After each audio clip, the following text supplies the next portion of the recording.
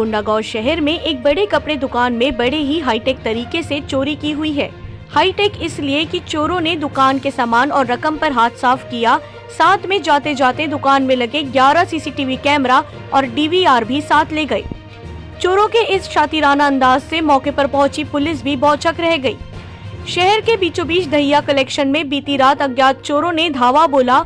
छत के दरवाजे को तोड़कर अंदर घुसे चोरों ने नकदी सहित करीब 2.5 लाख रुपए के रेडीमेड कपड़ों पर हाथ साफ कर दिया।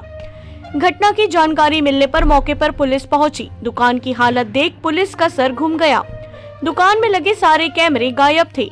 जांच के लिए स्नीफर डॉग का सहारा लिया गया।